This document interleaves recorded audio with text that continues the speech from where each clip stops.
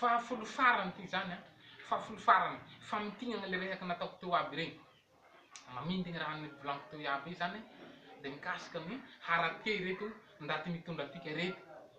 Ia moa fa ireo filoham-pirenena raha reto ty harate ireo zany hoe raty ndaty ireo, tena raty ary magnentana antsika koa zany fagnatagna antsika côté mba hiala amty fitondran'ireto merina reto.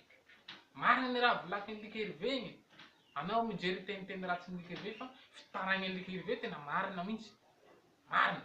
Ary reto mbola magnentana ny olo ankoatsin'ny Lekerive koa magnentana mitsangana anao hoe asehoa ny hevitranao, tena volagny fa tena hoe tsy manjary olo reo, tsy manjary ary mitsangana mijoroa tahaka natao Lekerive magnentana maneho hevitra koa, efa maneho hevitra.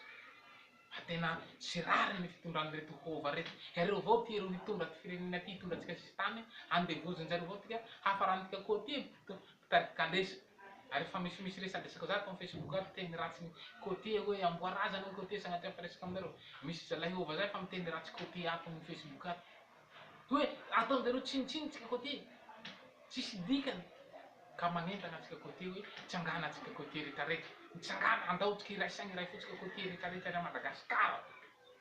Hiala amin'ny fanjakan'ny hôva, hiala amin'ny fanjakan'ny bibilava, fanjakan'ny menarana reto, fetsifetsy lahy, fetsy ratsy reto, hanapotika firenena reto, handetika ty firenena ty lavaka. Andao tsika hitsangana hamonjy ty firenentsika ty, hanoha ny kalitan'i Jesosy ty de marika tandaza mba hiorenan'ny fanjakan'Andriamanitra ty Madagasikara, havoavonjy antsika, havoavonjy ny fianakaviantsika, havoavonjy ny tanindrazantsika toy, hatafarana ty firenentsika toy.